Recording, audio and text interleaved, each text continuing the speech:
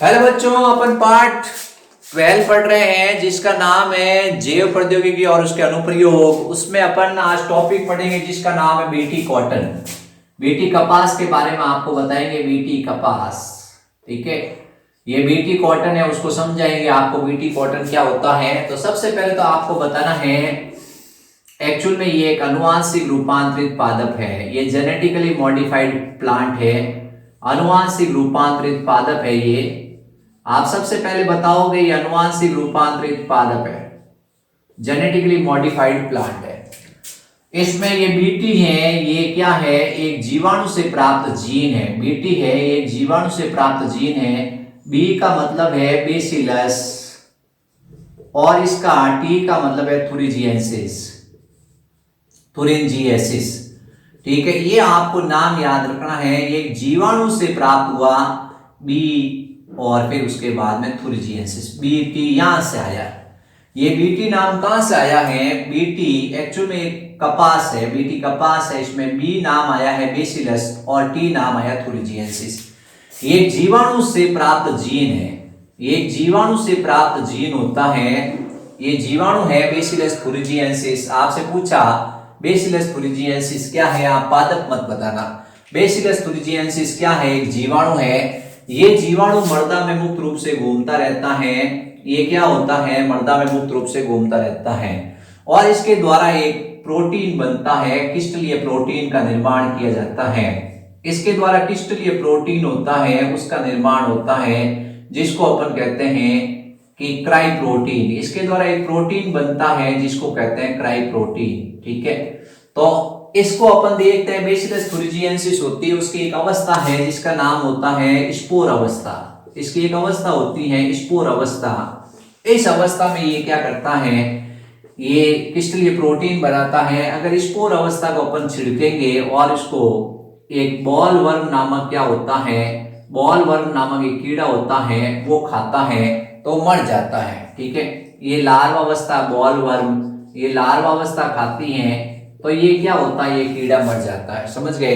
तो अब सबसे पहले तो अपने मन में सवाल यही आया कि बीटी कपास क्या है? अनुवांशिक रूपांतरित पादप है। बी और टी क्या है? बेसिलस थुरिंजिएंसिस जीवाणु का वंश और जाति है, उसके एक एक अक्षर दिए गए हैं। ये जीवाणु मृदा में मुक्त रूप से घूमता है और उसके द्वारा एक क्रिस्टलीय प्रोटीन बनता है जिसका नाम होता है क्राई प्रोटीन, जो कि काफी जीवों के लिए क्या है, विष का काम करता है। जीव कौन से? बॉल वर्म नामक लार्वा अवस्था के लिए। अब अपन देखते हैं कि ये किसको इफेक्ट करता है। ये कपास है, इस कपास को क्या होता है, ये कपास को आप देखोगे तो ये सामान्य कपास है, इसमें रुई लगी हुई है।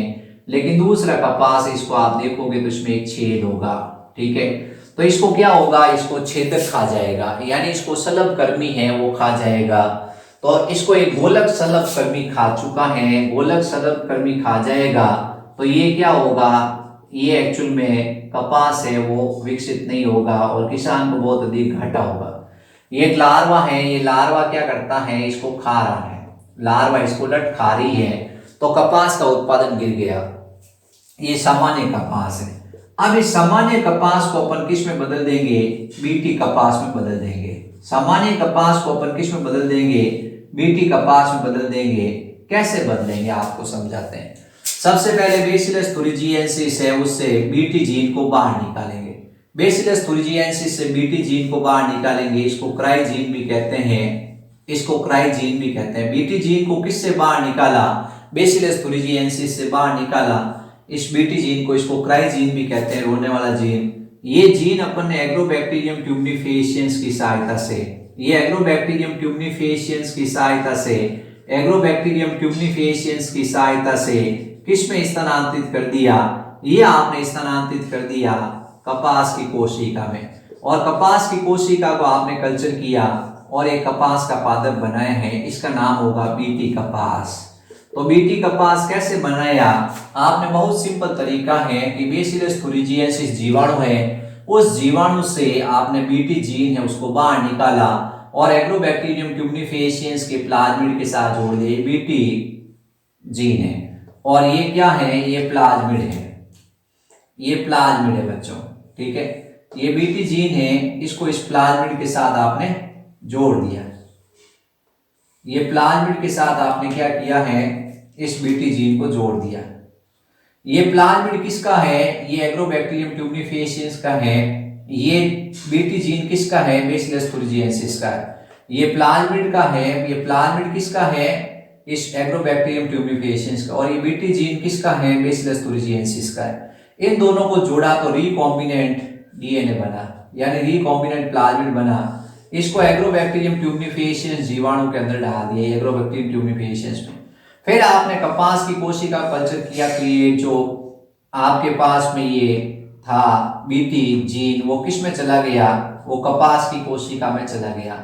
और कपास की कोशिका से एक नया पादप बनाया आपने। इस नए पादप को आपने कहा बीटी कॉटन, ठीक है। तो इस तरह से ये बीटी कॉटन बन गया। अब इस बीटी कॉटन को क्या होता है, इस बीटी कॉटन को ये ब्लोवर्म नामक कीड़ा होता है, जैसे ही खाने आता है तो ये खाकर क्या हो जाता है, मर जाता है, ठीक है।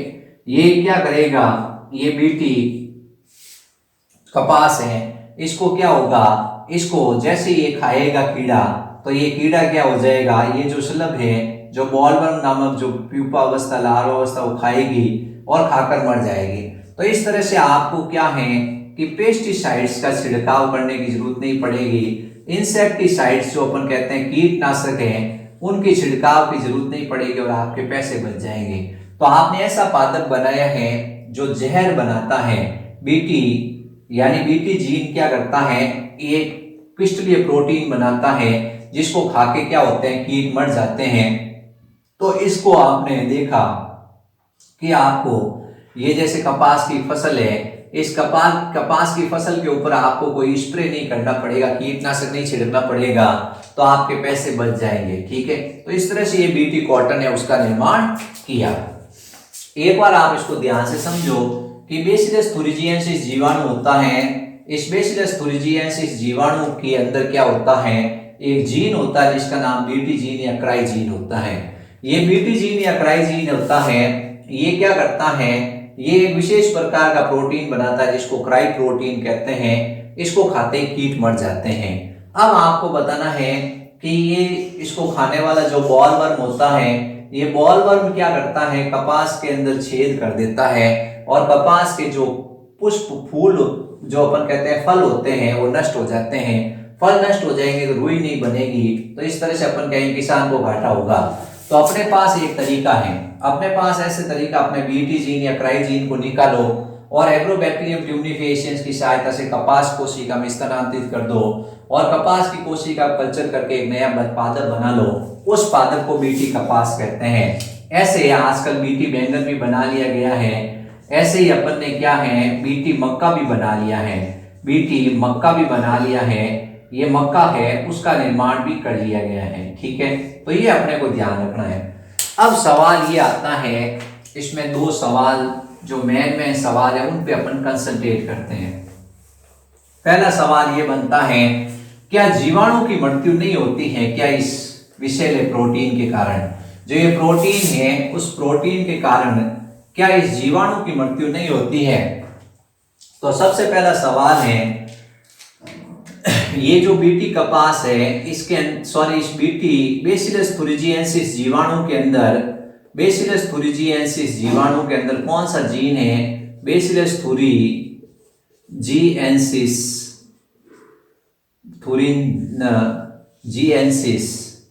जीवाणु के अंदर कौन सा होता है? Bacillus thuringiensis। सांप लिखते हैं आप लोग, परीक्षा में आराम से लिख के आओगे, thuringiensis, ये ऐसे नाम लिखना आपको।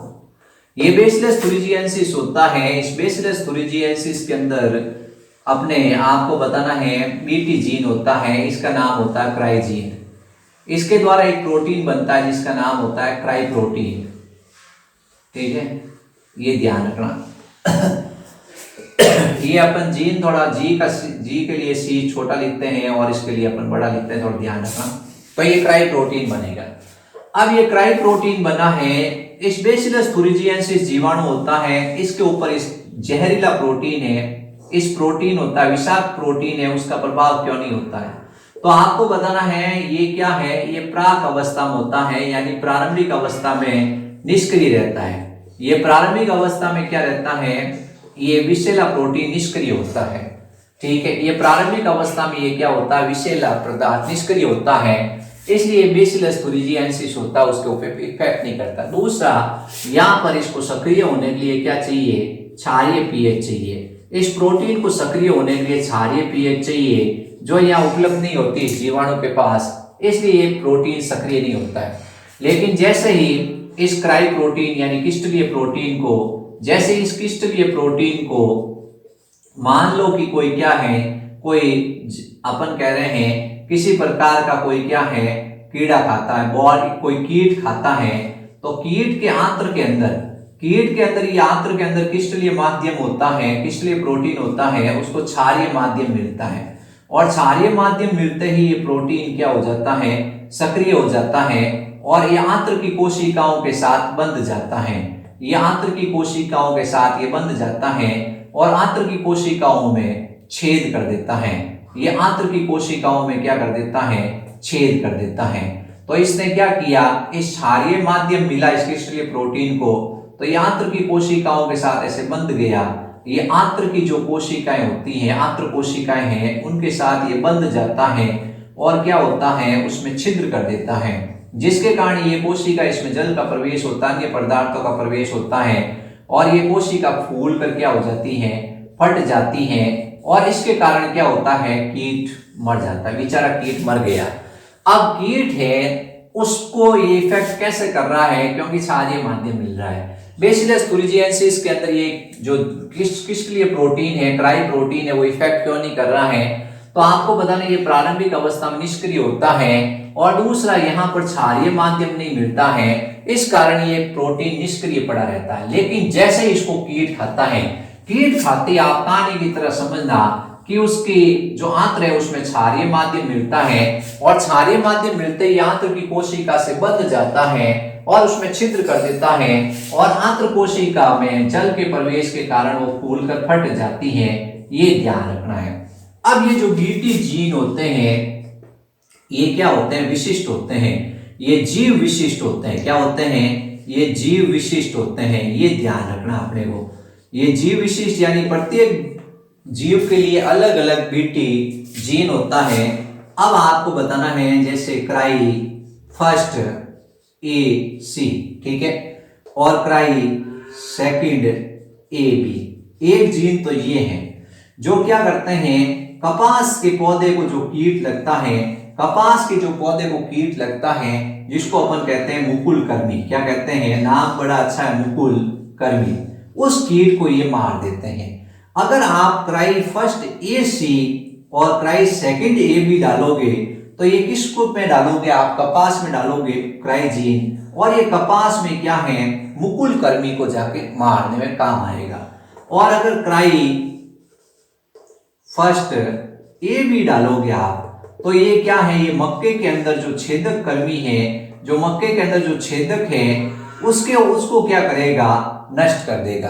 तो इस तरह से अगर आप मुकुल को मारना है और छेदक को मारना है, तो मक्के के अंदर तो आपको डालना पड़ेगा फर्स्ट ए बी, और अगर आप क्राई फर्स्ट ए सी और क्राई सेकंड ए बी डालते हो, तो कपास के अंदर डालना है। यानी ये जीव विशिष्ट होते हैं, अपन लिख सकते हैं जाति विशिष्ट होते हैं। तो ये सवाल परीक्षा में आ सकता है, ये आपको थोड़ा ध्यान रखना बच्चों, ठीक है। तो इस तरह से अपन एक्सप्लेन करेंगे कि बीटी जीन क्या होते हैं और बीटी कपास होता है वो क्या होता है। ये एक्चुअल में क्या है, जेनेटिकली मॉडिफाइड प्लांट है। अब कुछ वैज्ञानिक ऐसा मानते हैं कि ये एक पीढ़ी से दूसरी पीढ़ी में ये स्थानांतरित नहीं होता है, एक पीढ़ी से दूसरी पीढ़ी में जीन स्थानांतरित नहीं होता है, इसलिए बीटी कॉटन काफी महंगा आता है, और महाराष्ट्र में काफी किसानों ने इसके कारण आत्महत्या कर ली, क्योंकि काफी कर्जदार हो गए। जैसे ये क्या होता है, ये 900 रुपए किलो या 1000 रुपए किलो बीज आता है, ठीक है। अब इस बीज को लेके आ गए, फिर उसके बाद जो उत्पादन हुआ वो उतना नहीं हुआ जितना बीज लेके आए, ठीक है। फिर उसके बाद अगले साल वापस वो कपास बोया, तो वो कीड़ा है वो खा गया उसको, तो बीटी कॉटन है उसका स्थानांतरण एक पीढ़ी से दूसरी पीढ़ी में नहीं हुआ बीटी जीन का। तो इसलिए क्या हुआ कि किसानों के सामने समस्या आ गई। दूसरा, ये जेनेटिकली मॉडिफाइड प्लांट्स होते हैं, इसके द्वारा विष उत्पन्न किया जाता है, तो इसको क्या माना जाता है, इसका काफी संस्थाएं होती है विरोध भी करती हैं। जैसे बीटी बैंगन है, बीटी मक्का है, तो ये अपने ध्यान रखना है बच्चों। तो इसमें बहुत सारे सवाल बनते हैं। सबसे पहले तो यही सवाल बनता है कि जीवाणु है उसके खुद के ऊपर वो इफेक्ट क्यों नहीं करता है, और ये कीट को कैसे मारता है, कीट के अंदर जाके ये सक्रिय कैसे क्यों होता है। दूसरा सवाल ये बनता है क्या ये जाति विशिष्ट जीन है, क्या ये जाति विशिष्ट जीन है क्या, तो आपको बताना हाँ ये जाति विशिष्ट जीन है। ये अपने को इसमें एक्सप्लेन करना है।